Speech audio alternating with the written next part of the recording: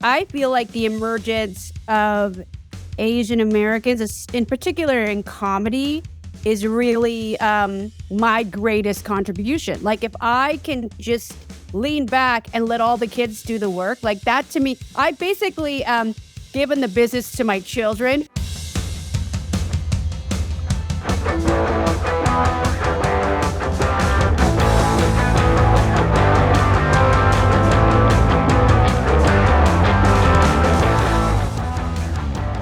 Hey everybody, I'm Chris Cuomo and welcome to another episode of the Chris Cuomo Project. Please subscribe, please follow, wear your independence. That's what the free agent merch is all about. I want to get money together that we can kind of crowdsource contributions from.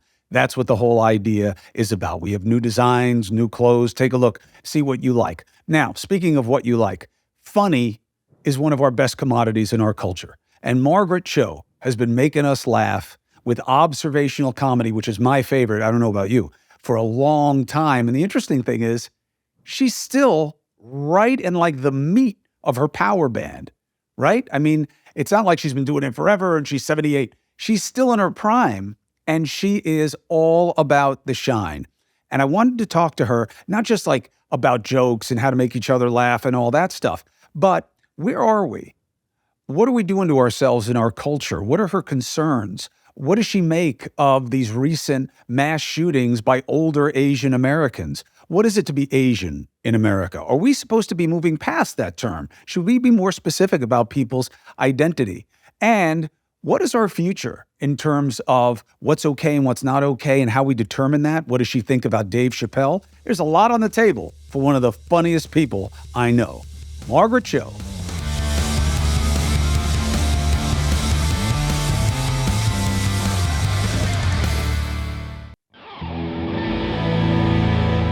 Margaret Cho, what a gift to the Chris Cuomo Project podcast. Big fan. Thank you for joining. Thank you very much. I'm so thrilled to see you and meet you virtually. This is awesome. Well, I've been watching you for a long time. Personal story, all-American girl, 94, 95. My father had just lost his bid for a fourth term as governor. Everybody's depressed. We hear him laughing. He's at my sister's house. He's watching TV. It's your show. Oh. And he was laughing because he was, first of all, because you're funny, but also because there was something about you being Korean, and we had a very big budding Korean community where we were in Queens. But it was always seen as an other for my father, as an Italian. You know what I mean? Like, he didn't grow up with Asian guys. He didn't really know them. And he loved the transferability of comedy. And Yes. he loved that he thought that you were as hilarious as any comedian or comedian, as they used to say back then. And that the ethnicity was irrelevant, except that it gave him insights in your observational genius that he really appreciated. So thank you for the gift to my family. Thank you. That is so fantastic. I'm so grateful for that. I think it is really, there are a lot of parallels with the immigrant experience that we all share. And so I think that's really, comedy is an outsider art form, and it's really brought to life by immigrants in America. So I think that we can all appreciate the same things. It is interesting in reading up for the interview. You have been relevant for a very long time, and yet you are still in the power band of your career. You know what I mean? Like, I grew up as a young adult. I mean, we're basically the same age. You've been funny forever, and you have matched the times, and your passion and your sense of purpose has just continued to grow and mature along with you. How do you regard the longevity and the continuity? Well, thank you. I think I eat a lot of noodles, which is really for long life, which is something also that Italians and Koreans have in common. Yeah, it's a sore We love spot noodle. because we don't like that you guys created it. It comes up from time to time. Well, we share it. There's different interpretations. There's some fusion, which I think is controversial. I feel like the emergence of Asian Americans, in particular in comedy, is really my greatest contribution. Like, if I can just lean back and let all the kids do the work. Like that to me, I basically given the business to my children, who are Ali Wong and Ken Jeong and Aquafina and, so many amazing people, Hong Chow, who's, Stephanie Sue, all these wonderful people who've just got Oscar nominations. It's to me an incredible thing to watch this generation grow up. And so then I get to kind of watch it. And it's my excitement around seeing Asian Americans in entertainment that I think keeps me going. So a buddy of mine is an actor, South Korean, and I told him that you were on the podcast, and he goes, "Oh, good, one of mine." And I was like, "Yeah, that's right. She's Korean too." And he said, "Yeah, but it matters because the joke is you all look alike." He's like, "You guys, especially white people." He's like, "You lump all Asians together, and it's still okay." And I thought about it. And I was like, one of the topics I'm going to talk to Margaret about is these last couple of shootings in California, Monterey Park, predominantly an Asian community. But I don't even know what the ethnicity of the two shooters is. I know they're both Asian, but I don't know what country. I don't know what their nationality is. And yet I feel completely comfortable talking to you about it as having insight because you're Asian. Do we have to move past that? Or are you still grouped? No, like if we look at Asian Americans, I think that we do embrace the fact that we are all one group in a sense. There are definitely nuances and different identities within that, countless actually. But in Asian American terms, we're looked at by the majority as the same. So there's an equalizing factor to that. I think part of our political awakening comes from this need to adhere to these kind of tribal or like things that we brought over from previous generations, old wars that are still going on in our minds that are really from generational trauma. Do you think you and I get to see a day where when it comes to Asians, it's like, no, you don't say that. You say Korean, you say Chinese. If you don't know, ask. But you say Taiwanese, you say Japanese, you don't say Asian. We don't do that anymore. No, I welcome Asian. I think But do you think that that progress would mean that we don't do that anymore? There are different aspects to the idea of intersectionality where we're talking about a larger group in terms of Asian American identity. And so I'm also Chinese. So I can speak to the nuances of both cultures here. So that there's a kind of a thing of like, we want to melt down the barriers between Asian Americans so that we can actually look at ourselves as a group in terms of America and in terms of political power, in terms of a kind of social agency, so we can be united there, as we united at the beginning of the pandemic to stop Asian hate. And this is a kind of awareness that has only awakened recently. I think there was a resurgence of it, or an emergence of it in the early 70s, kind of around this sort of second wave of the civil rights movement, but now we're having it again. There is an interesting media phenomenon I've seen happen from time to time that I will flag for you because it is just starting to be used against you with these two shootings. Look for headlines that say, California shootings by Asians after a big increase in Asians buying guns.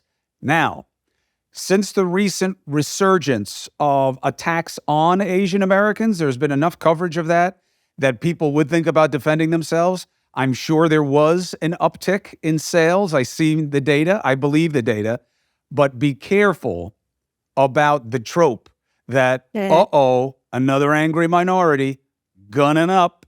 And now they're coming for us. Of course, it fails because in both of the incidents recently, they were targeting Asians. It was an Asian man, yeah, but he was targeting Asians. Is there a sensitivity to that like, I wonder when they're going to go bad on us? The way that it's framed is, it's really like not telling the whole story. You're telling part of the story to further an agenda, which is kind of a lot of this kind of stuff. But what we're taking is, a group of individuals who feel invisible, like elderly Asian Americans often feel invisible, yet targeted at the same time, which is a really traumatic place to be in. And you lump that in with the generalized anxiety around COVID. Then you have generational trauma from war. And all of this stuff combined with the availability of firearms that you have, and also with the Asian American tendency not to seek mental health treatment. You have just a storm. I don't want to say perfect, but it is a perfect storm of real fear and anxiety that's coming to a head. And, unfortunately, it's us kind of buying into this idea that this is just an isolated issue. We've had so many gun issues. It's just, I don't even know what to do anymore about the gun violence.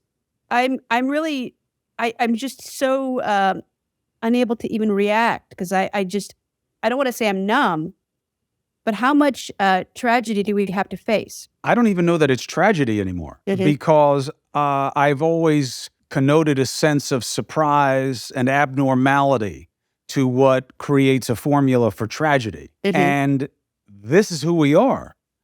And I do always fear single factor solutions to complex problems. And as you just explained, there are a few different irons in the fire here that lead to these kinds of events. Even taking ethnicity out of the equation, there are complex situations. And I don't think we're a single law away. I mean, we got dozens and dozens, depending on the state, of different types of gun control. But I think that before you ever fix it, you have to have a will to fix it. The way is not as hard as the will, because there are things to do with all the main components. Every mass shooting I've ever covered. Now, these last two, I don't know, because old guys is new to me. Yeah. Old Asian guys, I've never heard of before. So, I don't want to lump them in. But school shootings, let's say. All the school shootings I've ever covered, with very few exceptions, and I've covered literally dozens, have three things going on. You have somebody who has removed themselves, who is now at an age or a stage where they are resisting or not using what they were given to treat. So you got that. Everybody knows it, by the way. That's the second one, okay? And then they have access to a weapon. Now, the access to the weapon matters in a but-for analysis. There's no question. You take away the weapon, and then what do you have? All right, well, you have a different weapon. Okay, but there's nothing as uniquely powerful. What if it's a bomb? Okay, it's not as easy to make a bomb. It's not as easy to get a bomb. It's not as easy to execute with a bomb. So this takes a lot of the lethality out of it if you can get rid of the weapon. But the problem is you'll never get rid of the weapons. There are too many. So I really look at the other things as places that you should also be giving attention to, and we don't. But I don't think there's a will. What do you think, Margaret? Do we have the will to do anything about it? And it's just the politicians holding us back? I don't know. Like, I look at the way Australia dealt with it after the Port Arthur shootings, and they just all, as a group, as a nation, collected the guns and turned them in. And it became, I think, this very honorable thing that was patriotic. That was, we're going to save our country by doing this. And I'm not sure if there's a way to put that out into American culture, that how do we make this life cool? How do we make surviving cool? Let's make being alive cool. Like, that is really something that I think that's the impossible dream, is to make this something that people want to do. Do we want to live? Yeah. I know, but you have this entrenched group who say, yes, Margaret Cho, I want to live. That's why I have the weapon. That's why I carry that little snub-nosed 38 in my purse so I don't get attacked on my way to my car again. That's why that guy shot the guy in the restaurant the other day. Good guys with guns. Those instances where a citizen has stood up to fight it and with a gun, it's so few and far between. Look at Uvalde. You have 400 police officers. Everybody has a gun. People who have been trained with firearms who do nothing. That mentality, that sort of John Wayne ideal of this hero, it would be great. We are seeing heroic acts by, the young man who unarmed the guy in Monterey Park. That we see these acts where people are going above and beyond without firearms. And I very rarely do we see the good guy there to save the day. It's usually cowardice that wins over. Yeah. And look, I mean, a lot of this stuff is about our own personal mythology, right? I mean, the Second Amendment was never supposed to be about what we've made it about. And we know that. We know it as a simple fact of history. It certainly wasn't even supposed to be second. Not that the order denotes any type of range of importance, which we've allowed to be ascribed to it wrongly. But it's part of our identity, yes. And you have this real minority that has outsized cultural cachet because people think, well, I do have to preserve that right. I mean, I'm not a gun owner myself, but I do have to preserve that right.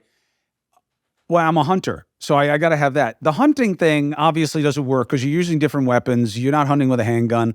And even then, there are only about 11, 12 million people who hunt. I saw a statistic the other day that there are more people who went to a ballet performance in the last year than there are who hunted. So, we're not all running around in toe shoes, right? So, Right. But it's a mythology. I just don't think we have the will. And like my team says, what are we going to do about these California shootings? I was like, well, first of all, the old Asian thing throws me for a loop. I don't know what to do with that. Like, I don't know. Right. I've been covering Asian American violence for the last few years as it peaked from the victim standpoint. They're not known assailants. It's like when people go after the mentally ill as shooters.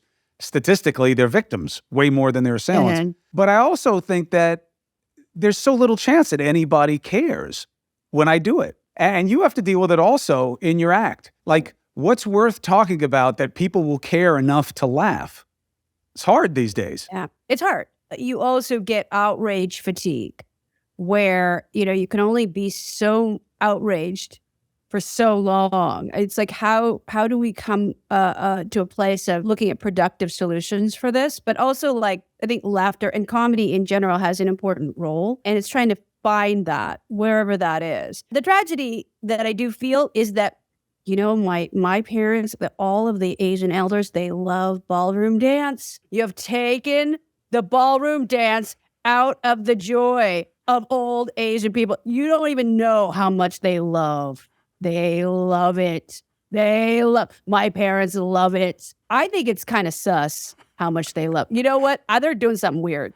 I don't know what they're doing. You've never gone. I have not gone. So you don't know what they do when they're there, to be honest. There's something in that. It energizes them. I think it's also because it is something that they feel safe doing. It's an Asian dance studio, but they're celebrating this very like European art form, which I think is kind of what ballroom dance is. So they're like able to go to a safe place where they can indulge in the joyful activity of white people and not feel like an outsider. That's they're dancing to the big Asian hits from the 60s and the 70s. And it's really, to me, this beautiful thing that they're not doing in secret, but they're doing in a place where they feel safe. And that somehow being wrenched away is really heartbreaking. Have you talked to your parents about what this means? They are saying, well, when we just dance on cruise, so we don't have to worry about gun. So now they're just going to dance on the cruise ship, which is fine. It's still like they're like, well, they have to factor in this into their own lives, which should be their golden years. They're in their late 80s. They shouldn't have to be afraid. And so when I look at the victims of this horrible thing, to me, it really wrenches something in my soul that I can't, it's unspeakable how horrible it is. So on the flip side of positivity related to dance, was the kind of zenith of your fame inside your own family when you took on the task of DWTS? Absolutely. That was like the only thing they've ever come to. They've come to my shows, but they can't hear very well, but they can hear music. And they would come to rehearsals. They would sit sort of on the side of the stage and just be racked with fear and nervousness that I was going to make a mistake. It was like their Olympics. It was so exciting. So yeah, they love Dancing with the Stars. They love all of that. It's just where they find a lot of happiness. Very controversial. I think the polls had it at about 97, 98% thinking that you should have won and that you were unfairly taken off. But how was it handled within the family? How much shame? Well, they were, you were robbed. because they have the Bristol, the Palin, she did not do this very good. But because she looked just like her mom, that's why. So it was very politicized, actually. They're still sore about it. I was going through all this, and of course I remembered all these, but I really believe, it's such a tribute to you. And by the way, as my audience will know, I'm not a fawner by nature, but I do respect, coming from outside the curve, I do respect people who identify a passion and put it to purpose early. I mean, you remind me somewhat of Eddie Murphy, who I'm also a student of. He started really early in his teens. And it's not that unusual, but it's fairly unusual for people starting to want to do an act at 14 years of age and actually getting up on stage, not just with their friends or at school. So I have a lot of respect for that. But I do want to talk to you about what you perceive in whether or not it is getting more difficult to be funny in America doing observational comedy. I mean, you tell jokes, but you're not like the other day I was on the driveway and why isn't it called the parkway? That's not what you do. But observational comedy, is it getting harder? No, I think what it is that we're looking for language to be more fair. And so that's why cancel culture exists, so that we can look to the power of language and the power of jokes in particular to humanize or dehumanize. And so there's an urgency to be more thoughtful in where you're coming from, a space of are you coming from a place of privilege when you're talking about jokes? Or are you punching down, per se? So I think there's a need to look at that and need to look at language as saying, where are we going wrong in terms of our language where we can make things more fair? I believe it with respect to my broadcasting. Okay. If this would never happen. But I mean, if I were doing these stories tonight about the California shootings and saying these two Chinese men, and turns out they're not both Chinese. Yeah, whatever. You're Chinese. All right. Now you're being insensitive. You should say Asian. That's an accepted term. You should say black. That's what the New York Times tells us we're supposed to be saying now. And you capitalize the B. As the rules emerge for what we see as social evolution, follow them, versus comedy, where I am trying to make you laugh at something that we're not supposed to think is funny, which is part of observational genius that people like you have. Where's the line? It's something that we look to intention. That's really where it is. And where we can find a space where we're learning and growing, that's always going to be looked at positively. So, I think it's just like we're moving along and we're trying to figure out what's right. And we as a society are learning as well. Like when I first started comedy 40 years ago, I didn't have headshots. So the club put in their marquee a drawing of a Chinese railroad worker from the 1800s eating a bowl of rice with chopsticks with the long braid and buck teeth. And it was so offensive.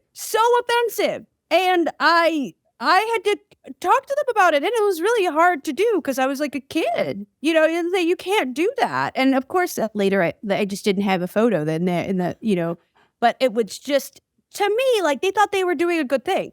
They were trying to make it, but this is funny. It's an Asian comedian, so they will like this. But it's so they just didn't know that it was inappropriate.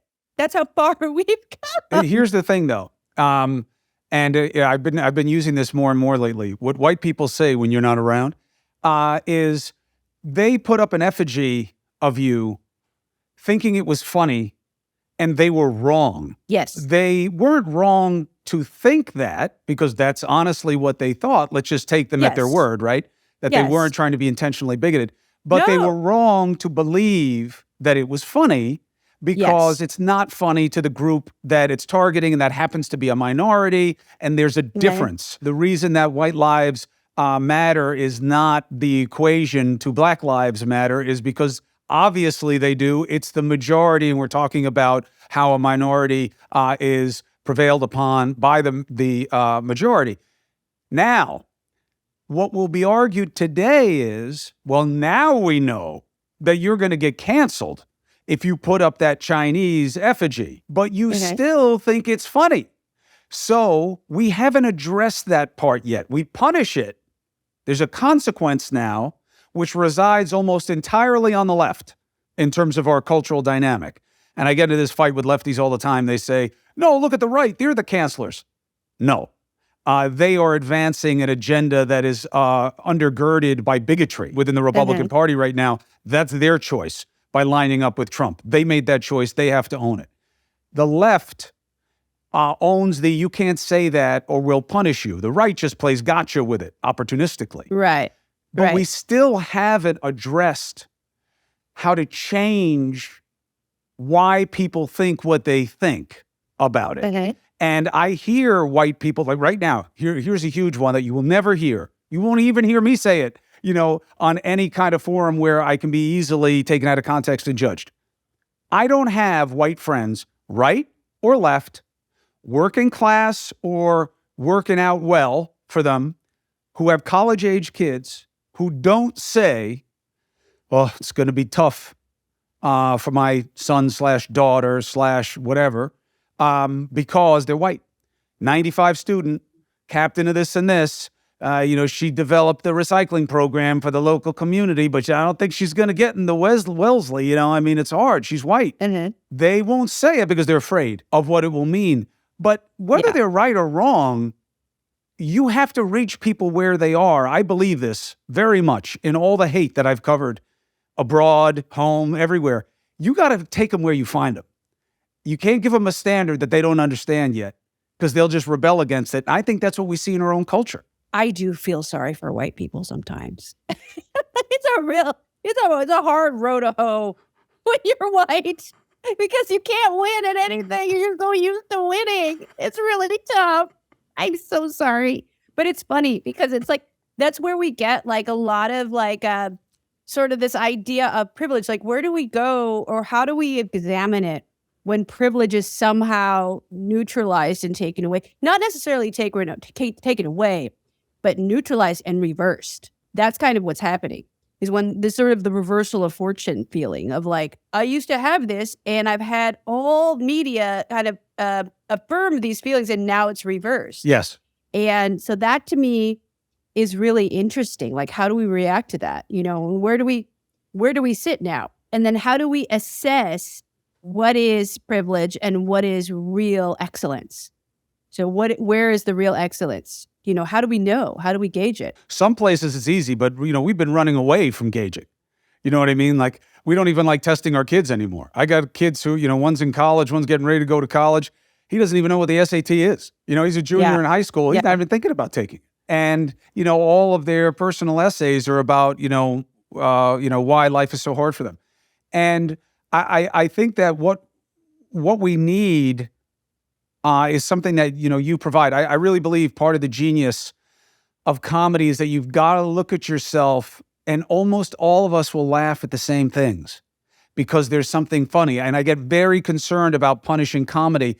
Even the Chappelle thing, that was a tough one even for the left, because he's such a totem of the left until the trans jokes. And then he did that whole special, which was misplayed by the people at Netflix by trying to censor it. Censorship will always lose in America.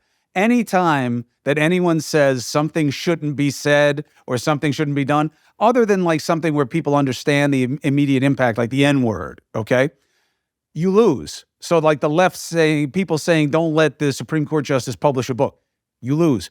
Chappelle's special was very interesting to me because I saw how hard it was for comedians like you to deal with it.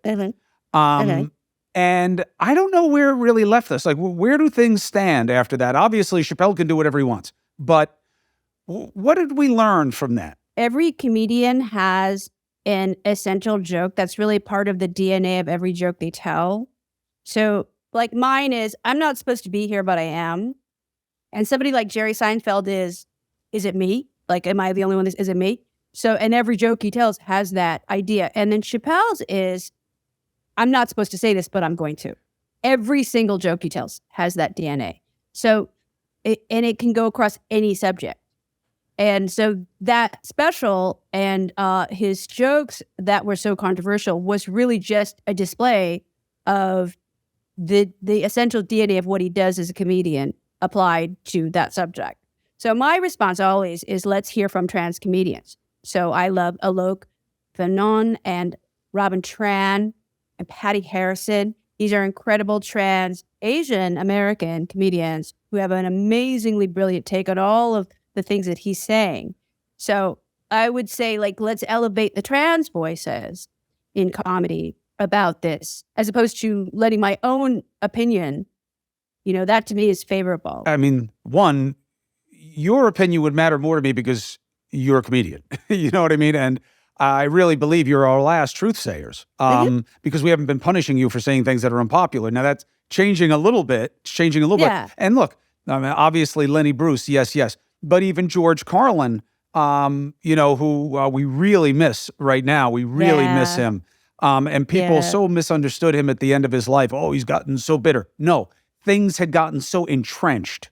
Stupid became so acceptable. And the masses decided to accept stupidity in their leadership and in their own lives to a degree that he just couldn't take. It wasn't that he was bitter. When you would talk to him about it, I don't know what your relationship, if you had one with him, but it wasn't that he had lost it. But that kind of, wake up, stupid, you're getting played for a sucker. We really need that right now. And look, to me, it was pretty I was going to say pretty straight, but that would have been no unintended. Every trans person I talked to about the Chappelle thing was like, look, I think his shit's funny too, but people want to hurt me for exactly what he's making fun of right now. And that's the part that you have to remember. It's funny. He's funny. And I get the whole, I'm jealous because look at how LGBTQ is coming up and black suffrage hasn't moved as quickly. I get his rationale. I accept his jealousy as an explanation in part, but people beat me up for the same reason that he has them laughing. And you can't do it. I'm in too weak a position right now. Let me get acceptance in society. Let people get away from me just for being who I am. And then you can joke about me as much as you want. And I said, so is it punching down? And I was pretty much universally told, no, because I'm not below you. And I was like, no, I didn't mean it. Like, they're like, well, that's what it is. You're punching down like I'm beneath you. You can't punch down I said, right, but I'm saying like that you're a minority, but I'm not beneath you. And that's a key distinction. So I learned a lot from it. I just don't know that we learned that from Chappelle or even from the reactions to it. Right. But the weird jealousy around the LGBTQIA community is something that the right has they really have a problem with it. Like Candace Owens say, let's add a C to the LGBT. What about an H for heterosexual? What about a C for Christian? To me, it's really ridiculous. It's like we are fighting so hard just to stay alive. The LGBTQIA community, we're barely hanging on, with all of the violence directed at us.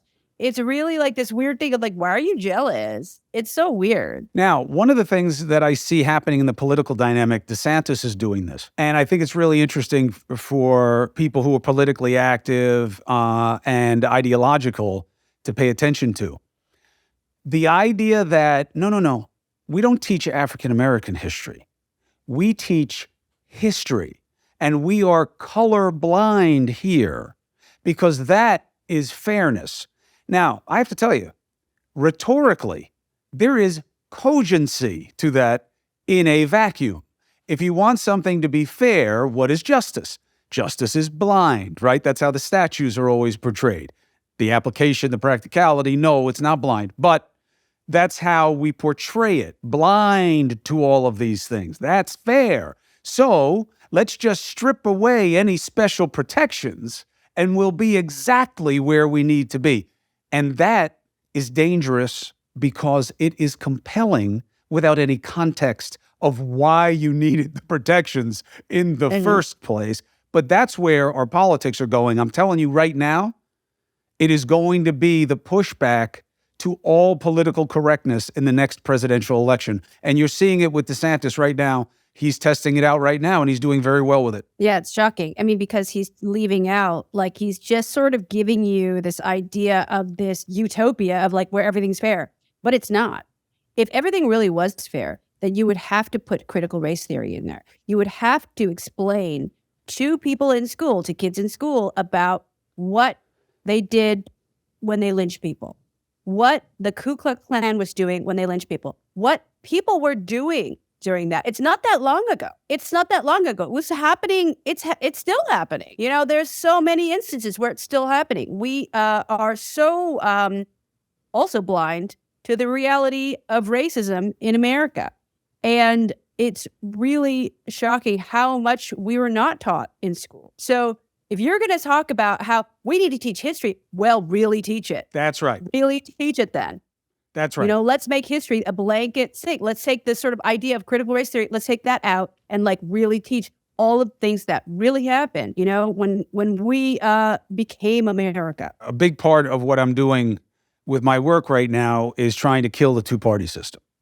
Because I really believe it's at the root of all of this. People should be free agents. They should be independent. You can have an ideological bent. Everybody does.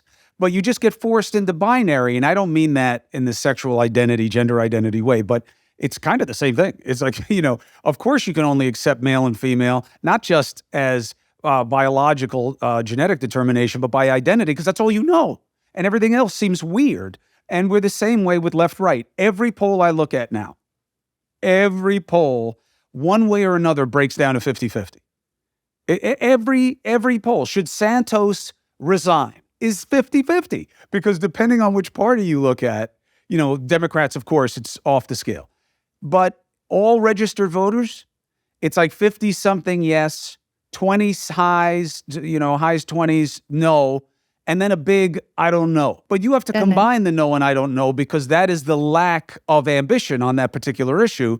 You net to 50-50. And I'm telling you, Margaret, we are not naturally 50-50 people. It's because we're forced into those boxes. When you ask Americans what ice cream they like these days, this buddy of mine does this kind of sampling, not polling, but sampling to kind of disrupt polls. It's like disruptive market research. There are like 60 different flavors that come up on a regular basis, because we're not chocolate or vanilla, you know, with the occasional strawberry or pistachio thrown in there. There's like 60. And I'm trying to get away from that, because I believe forcing people into the silos is the root of everything, including what we see in comedy and how, you know, worried certain comedians are that, oh my God, my act has to be acceptable, not just funny. Well, I think it's like, it can be unacceptable. I mean, there is definitely a brand of comedy that is emerging that is really about rejecting all of those sort of like quote unquote values. You know, there's a way to do it. There's a way to do everything in art. Yes, but is the pursuit of art supposed to be a way, finding a way that will be okay? Or is it just putting it out there because you feel it? And it's, you know, I may not go watch it. I may not choose your special, but you can do whatever you want. Except that I think it's a way to really fine tune and really look at your art form to make it what you want to say and make it so everybody understands. And that's always my goal. I just want everybody to understand. But you have had your share of having the right not like what you joke about.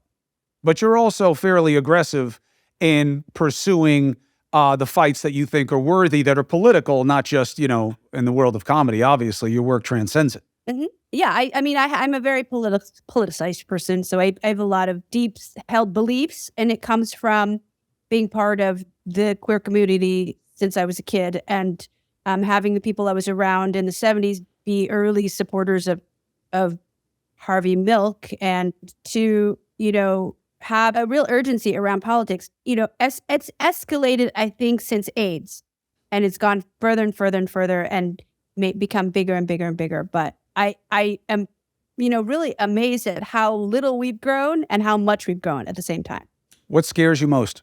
The weird blind bigotry of Trump followers that think that Trump is not a politician. Trump is not some kind of savior. Trump is a narcissist, and Trump is really in his own interest. He's not even right-wing necessarily. Trump doesn't really believe in anything. He's not even a good businessman. He's just kind of like somebody that is so self-obsessed and obsessed with power, and just decided that he could harness the power of the right wing, and people who looked at him as sort of this television hero. To me, the blind idolatry. Talk about a golden calf. It's an orange calf situation. It's very strange to me. That, to me, is very scary. What's scary to me is that friends and I mean it, friends. You know, I'm not one of those guys in the media, one of those people in the media who call people friends. I call everybody brother because I'm trying to, not you, but I'm trying to, you know, when I talk to other males, whether they hate me or not, I always say brother because I'm trying to remind people that there's something deeper than how you feel about politics, especially when you're getting played on it in the first place. And what was so weird to me was guys I know, and it was almost all guys because in the beginning, Trump did not have a lot of female followers, who are nothing like him, who would punch somebody's teeth out if they behaved the way he did around anyone who mattered to them, would never have him on their boat to fish, would not have a drink with him, would not hang out with him. It would never happen. Backed him. And I was like, okay, help me. I don't like him because he's mean to me and my family, and he puts me at risk because he has these jackass, drunk followers of his come to my house, and they're going to be problems because I am not as evolved socially as you, and I am not as responsible as I need to be sometimes with the position that I have. And those are my weaknesses, and I'm trying. But he put me in a jam, that guy, just for doing my job. So that was my beef. I said, now help me understand why you back that guy. And they say, I'll tell you why. One, your people, because obviously if you're not Trump, you're a lefty. You know what I mean? You can't just think that he's a liar. You have to be an opposite because that's that binary game. It forces you into it. They'd say your people, meaning, you know, my people, everyone else except Trump, they suck too. At least he's honest about it and what's happening there. And you guys want to replace people like me with people who are in the minorities, which is fine, but you're doing it by force. And everything about me is now bad. And they believed it. And my only concern is it's something that's easy to mock, easy to make a joke about. It's growing. Mm-hmm. It's growing. And you will never beat it by making fun of it. You will never beat it by galvanizing the minority against it, because the key word would be minority. It has to be what has been in the shortest supply, except on Twitter, where it's misplaced by cancelers, which is the allies in the majority. Everybody who hates me on Twitter, with rare exceptions, is a white male. Rare exceptions. There's some exceptions, especially thanks to my brother. There's some exceptions. But white males are really angry at me. And I believe the person who is the next transcendent leader in our country lets those people know, listen, things are going to change, but it's going to be better for everybody. Okay. It's not just bad for you and good for someone who doesn't deserve it. That's not what it is. It's better for everybody. And those of you who are good at what you do, we need you too. That transcendent idea, which is not in any way violating any of the political correctness or the ambitions we have of diversity, that's the next transcendent leader. I just don't see him out there. I agree. I mean, who's that going to be? We need that. We need that leader. Who do you like? Who do I like? I'm voting for Cho just because I love the ink. Okay?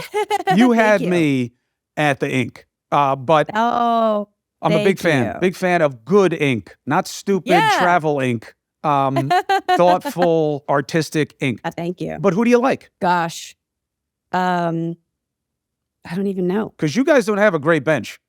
You know what I mean? Like, you know, Biden, I don't know. Biden has got his work cut out for him. And then? I don't even know who has a big position. I mean, you guys have really put a beating on Harris. You have not served her well in that position. And it's hard. It has degraded her. And I don't mean that in a race way. I'm saying, but by position, I mean, she's just hurt. You know, everything that's come out has been bad for her since she got in there. So she's not in great position. You've got your governor in California, but there is something about I love Gavin. There's something about his sheepishness, though, that you have to question. Because if you want to lead us, you've got to take a punch in the face with a smile and figure out. And I don't know that he has that. I'm not saying he doesn't. I'm saying I haven't seen this. I have the same question about DeSantis. I don't believe that he knows how to fight in a way where he has to own it in real time. And that's why Andrew Gillum was kicking his ass on the ground in Florida. You know, before all Andrew Gillum's personal issues came out, DeSantis had a problem with retail politics. Newsom looks phenomenal. I would trade faces with that guy in a heartbeat, but I don't know how he'll do retail taking the beating. What do you think? I would like to bring back Howard Dean. I have him on the show a lot. He would never run again, and he's so hateful at what the system has become. I love Howard Dean. He is the good doctor, and he would just be great. I'm always going to be, I love Bernie Sanders. I love Hillary. You know, Hillary has already been president very successfully. So she knows what to do. If she ran again, you would support her? Absolutely. I supported her last time. I think we went so wrong as a country when we did not elect her. And I still really think, you know, she just would have done such an amazing job. And I think she still can. But I mean, it's like I don't even know, like who to look at, who we can look to. Stacey Abrams, I think, is amazing. Raphael Warnock is amazing. But the fact that we're doing a runoff between Raphael Warnock and Herschel Walker is a huge problem. That's what I was going to say. Now, was Georgia, and Warnock broke 20 years of history by getting the seat in the first place, forget about as a black man, and I don't mean that because it was huge, but as a Democrat. You know, he'd been the first one in 20 years. So, and he had his work cut out for him against Herschel Walker, who was Santos before Santos. He was not as bad as Santos. I mean, you know, Herschel Walker did play football. You know, he was a great football player. Wasn't a cop. You know, doesn't work closely with law enforcement. I got 7 of those badges that he held up at that debate. You know, I'm sure you could get one. You go visit, you know, the police auxiliary somewhere, tell some jokes. They'll give you a badge, okay? You're not going to make any traffic stops, but you can hold it up in a debate. But I do think that you have to be mindful of that people who play left, once you flick that switch in somebody's head, see, that's why I'm saying the person has to be transcendent. Obama's gift when he first entered that, because he didn't have the pedigree, but he had the presence, he had the identity, and he had the transcendent feel of, you know what, I haven't even been in this game long enough to have the stink of it on me. I believe in something better about us and for us. And even the alchemy of him being Barry and then Barack and, you know, being African-American, but also white. You know, it's like, wow, maybe this guy's like the best of us. You know what I mean? He's like, this is the melting pot. You know, this is what we were going for here. Took a few generations, but we got one. And I think that has to be the kind of person. Like, I think Wes Moore, who ran Robin Hood, that guy, do you like him? Do you know him at all? I don't think I know very much about him. This guy checks a lot of boxes, a lot of boxes. Yeah. And he is not a big partisan. He's a Democrat. I'm not, you know, he speaks for himself, but he has to be. You know what I mean? Like, you can't not be an R or a D and get elected anywhere because you won't have the money machine behind you. You know what I mean? You won't win. And, well, if you have enough money personally, you can do it. Yeah, go ask Bloomberg whether or not you can do it by yourself. You can't do it by yourself. And that's why what I push for people is to be free agents. You could be a shameless lefty. I got a family full of them. But you don't default to a party just because there's a D there. You got to listen to what the person's saying. You got to listen to what the other person's saying. You got to see what you're investing in there. I think that's our future. Right. What do I have wrong? Right. I don't think you have anything wrong. I think that's right. I mean, I think that it's a tall order, though. It's hard to figure out who that would be. I like John Fetterman. I think he's really got that sort of the working class part as well. That he's speaking to people that really understand. He's speaking everybody's language. You know, Trump speaks to the working class, but he's never been working class. He doesn't even know what that is. He doesn't know what it means. Well, he doesn't like working class. You know what I mean? Like, if his grandson said, hey, I want to go into plumbing, he'd be like, what? You know, so I don't think he has the love for that. Sure, he'll hire the trades on a project, and he's a really talented demagogue. And there's a reason the Greeks didn't give us a positive opposite for that word. We are not whipped up by our loves and our empathy and our compassion the way we are by our fear and our anger. And he plays to fear and anger. And he identified it in the largest group of people, right, which is white males, because even though you have more white women, you have too many women who are controlled by the man in their life. So, you know, they play that proxy in politics. That's still true in many parts of the country and in many socioeconomic brackets. And he played to that. And I think that he's still got a shot. I do. You're not going to prosecute him out of a primary.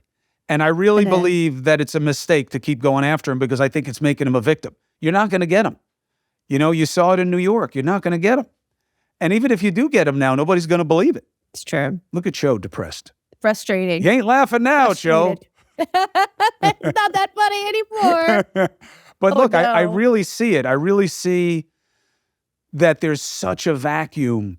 You need somebody, you know, I'd love to say they're going to come out of nowhere, you know, that they're running some company or some school right now, and they're going to leave and come out and, like, you know, everyone from, you know, Margaret Cho to, like, you know, a Bill Burr, you know, like comedy giants are going to say, now this guy, this woman, this person, that, all right, now I'm hearing something. But Yeah. they'd have to be crazy to want to get into this, because someone like me who does my job a different way is going to find that one person that they punched at that one party, that one time they got that one ticket, you know, whatever it is, and I'm going to ride them down into the ground. Yeah. So why would they Yeah. want to get in? I mean, there's got to be somebody. There's got to be somebody. I believe there's somebody, and you know, maybe we already know them. Maybe we know they're something that they haven't shown us yet. So we'll see. That would be the hope. And here, I'm going to end where I began. Our best hope to get to our better place is our brightest lights. And in our culture, thanks to Warhol, we call them stars. And you are one of our stars. And you have shown us where we are for most of your life. And this is going to be the most important phase for you, because these are the years that are going to be written about, Margaret. From 2015 until 2030 is going to be one of the most active periods in American history. It's certainly in our lifetime, you know, even clawing back, you know, before our relevance into the 60s. Since then, this is what people are going to be talking about. And you've been a factor, and we need you as a factor. And it's really great to pick your brain about where we are and why we are. And I thank you for it. Thank you so much. You got anything coming up that you want people to know as they devour this episode of the Chris Cuomo Project? I'm going on tour. I'm on tour with all of this. It's called Live and Livid. So it'll cover it all. It starts on February 18th in Vancouver, and it goes everywhere. Very cool. I am covering Vancouver in an upcoming episode because they want to legalize fentanyl distribution. Vancouver has been very avant-garde when it comes to how to deal with addiction. And harm reduction. I think harm reduction is a really great, I really think it's really important to look at it from this angle, where we're distributing Narcan, where we're really getting real about drugs. Test kits, the test strips, the Narcan, but fentanyl is a different monkey than I've ever dealt with before. I've been in that addiction game, drug game, a very long time, personally and professionally. I've never seen anything kill the way this thing does. Yeah. Not since it's disastrous. They were putting dirty angel dust in stuff in the 80s. But that's because it was toxic, so it was killing people. Never seen anything like it. Yeah. But I've also never seen anybody like you. So Margaret Cho, good luck to you going forward. Great luck on the tour. You don't need it because you're good. Thank you for being on. Thank you.